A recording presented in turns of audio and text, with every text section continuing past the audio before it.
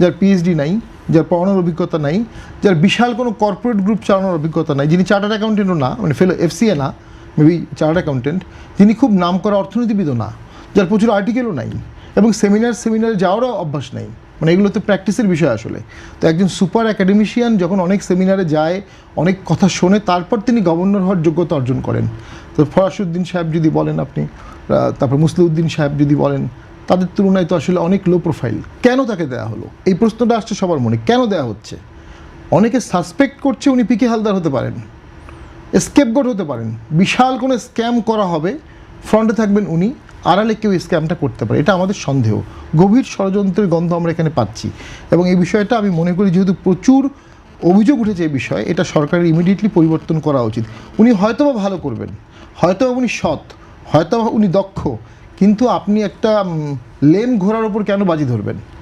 আপনি একটা পঙ্গু ঘোড়ার ওপর বাজি ধরবেন কেন? এটা অনেক সময় ডেড হর্স, আপনি কেন বাজি ধরবেন? অনেক সময় ক্লিক করতে পারে, আর যদি ক্লিক না করে, দোষ হয়ে যায়, ভুল হয়ে যায়, বাংলাদেশ ব্যাংক ডুবে যায়, তখন কি হবে?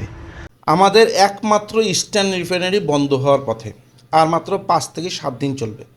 একটা রিফাইনারি, অয়েল রিফাইনারি কিন্তু অন্যান্য কলকারখানার মতন না যে সুইচ টিপলাম চললো, সুইচ বন্ধ করে দিল।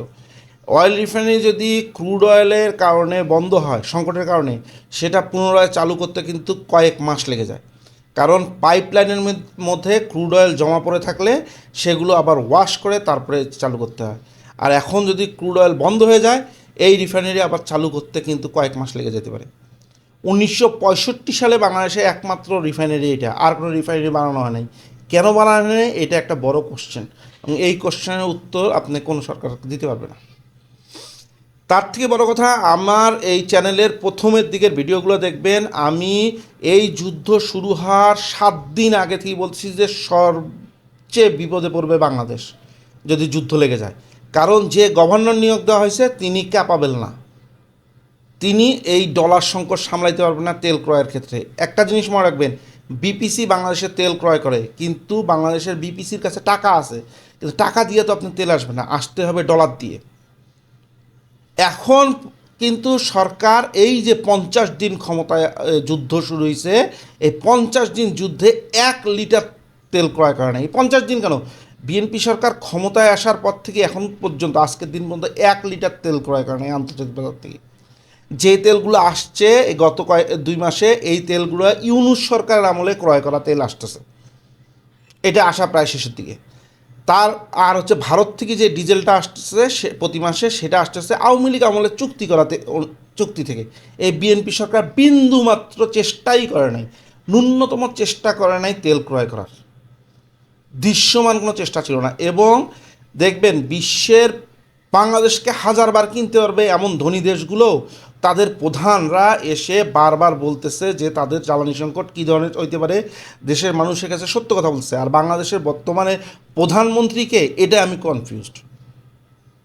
এবং বাংলাদেশে বর্তমান যে রাজনৈতিক দল ক্ষমতায় আছে তাদের যে প্রধানকে, এটা আমি কনফিউজড। কারণ এরা এই বিষয়ে কোনো কথাই নেই, তারা যাচ্ছে ফ্যামিলি কার্ড উদ্বোধন করতে।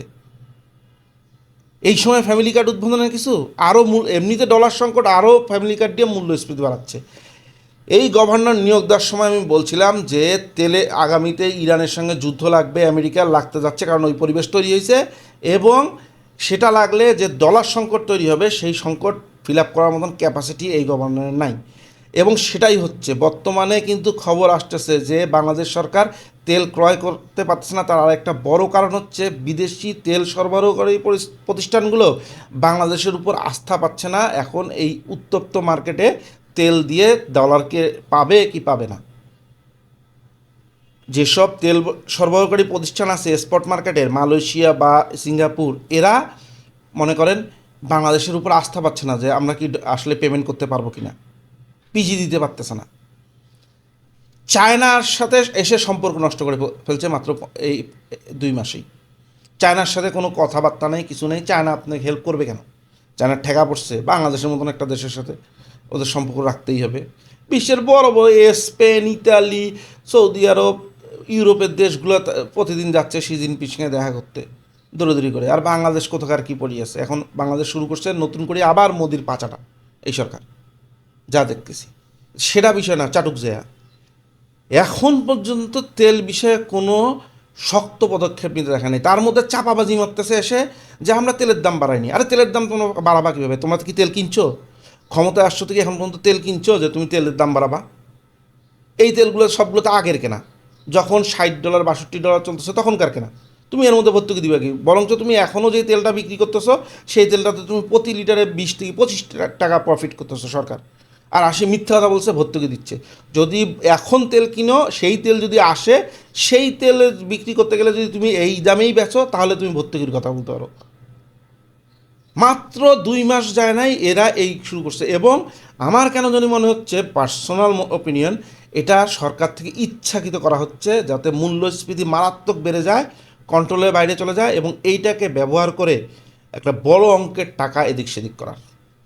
এটা সরকার আমি প্রথমের দিকে বলছিলাম খামখেয়ালিপনা, যে এখন আমি স্পষ্ট বলতেছি এটা সরকার ইচ্ছাকৃতভাবে করতেছে, তেল আমদানি করতেছে না, যাতে দেশের মধ্যে একটা বড় অস্থিরতা তৈরি হয়, বড় একটা মূল্যস্ফীতি তৈরি হয়, এবং এই মূল্যস্ফীতি দিয়ে বড় অঙ্কের কোনো ধান্দাবাজি করতে পারে।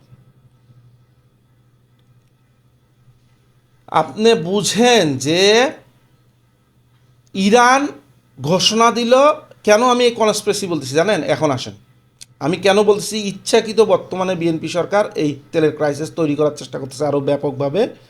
ইরান আমেরিকা ইসরায়েলের যুদ্ধের তো আমাদের করার কিছু নেই, সেটা অন্য বিষয়, কিন্তু বিএনপি সরকার বা বর্তমান সরকার কেন ইচ্ছাকৃত করতেছে এই কনস্পিরেসি থিওরির কারণটা বলি আপনাকে।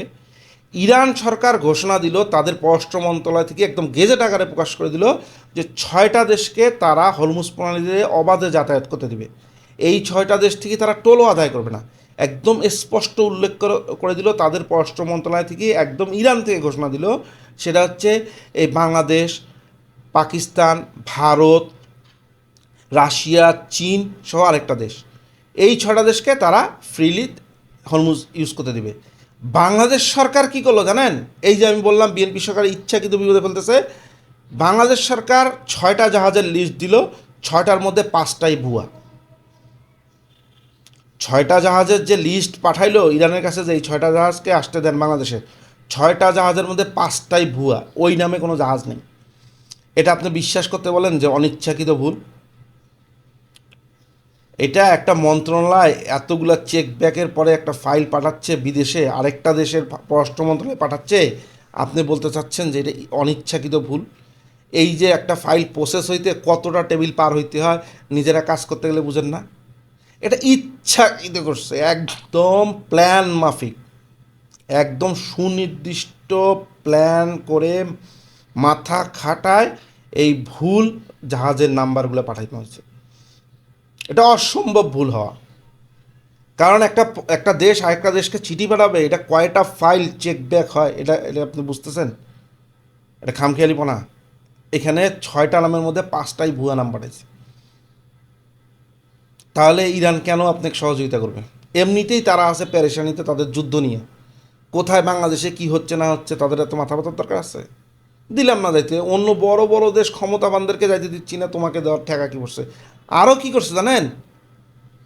ইরান যখন বলল যে এই 6টা দেশকে আমরা সহজে যেতে দিব হরমুজ প্রণালীতে, ফট করিয়া গত সপ্তাহে বাংলাদেশ পররাষ্ট্র মন্ত্রণালয় ইরানের ইনডাইরেক্টলি সমালোচনা করে বসছে। ইরানের পররাষ্ট্র মন্ত্রণালয় এইটার কিন্তু ক্ষোভ জানাইছে, মানে ইচ্ছাকৃত ইরানের সাথে সম্পর্ক নষ্ট করার চেষ্টা করতেছে ভুল জাহাজের নাম দিয়ে। তারপরে হচ্ছে ইরানের বিরুদ্ধে ইনডাইরেক্টলি সমালোচনা করে ইরানকে খেপাতে যাচ্ছে যাতে বাংলাদেশ আরও বিপদে পড়ে। একদম প্ল্যান করে বিএনপি এটা করতেছে। আমি আগে বলছি খামখেয়ালি, এখন বলবো প্ল্যান, কারণ এগুলোর সুনির্দিষ্ট জবাব বিএনপির মধ্যে নাই, বর্তমান সরকারের মধ্যে নাই। তারা আছে ফ্যামিলি কার্ড নিয়ে। এই যে স্টিল রিফাইনারি বন্ধ হইলো এবং তেলের জাহাজগুলো যদি যেগুলো ইউনূস সরকার আমলে কেনা হয়েছে সেগুলো আসা শেষ হয়, তাহলে বলা হচ্ছে বাংলাদেশের তেলের মজুদ এখন মাত্র 7 থেকে 8 দিনের। এই যে বিপদটা, এই বিপদটা ইচ্ছাকৃত কেন করতেছে এটাই বড় কোশ্চেন। তার মধ্যে ব্যাংকিং ল চেঞ্জ করে এস আলমকে আবার ফেরত নিয়ে আসার চেষ্টা করতেছে। এগুলো সব কিছু মিলে বিএনপি একটা বড় দান মারার চেষ্টা করতেছে। কারণ একটা জিনিস মনে রাখেন, দুর্ভিক্ষে মানুষ মরে, সাধারণ মানুষ মরে, দুর্ভিক্ষে ক্ষমতাবানরা আরও ধনী হয়। এই থিওরিটা সার্বজনীন, দুর্ভিক্ষে কখনো রাজা মরে না, রাজা আরও মহারাজা হয়। বিএনপি একদম সুনির্দিষ্ট প্ল্যান করে তেলের সংকট তৈরি করতেছে। নাহলে হরমুজ প্রণালীতে ইরানের দেওয়া লিস্ট 6টার মধ্যে একটা ভুল হলেও মেনে দেওয়া, 6টার মধ্যে 5টা ভুল জাহাজের নাম দিল কেন? ক্ষমতায় আসার পরে এই সংকটের মধ্যে 1 লিটার তেল ক্রয় করার চেষ্টা করলো না কেন? কেন বর্তমান সরকারকে পিজি দিতে ভয় পাচ্ছে মালয়েশিয়া এবং সিঙ্গাপুর, সেটাও বিএনপিকে ক্লিয়ার করতে হবে মাত্র 2 মাসের মধ্যে। কনস্পিরেসি থিওরি এমনি ক্রিয়েট হয় না, কনস্পিরেসি থিওরি কতগুলো অনুষঙ্গ লাগে। বিএনপি যথেষ্ট পরিমাণে অনুষঙ্গ দিছে, যে তেল সংকটটা বিএনপি নিজেই তৈরি করলো। ইরানের যুদ্ধটাকে কাজে লাগায় বিএনপি দেশকে এই বিপদে একদম হাত ধরে নিয়ে এসে ফেলাইল।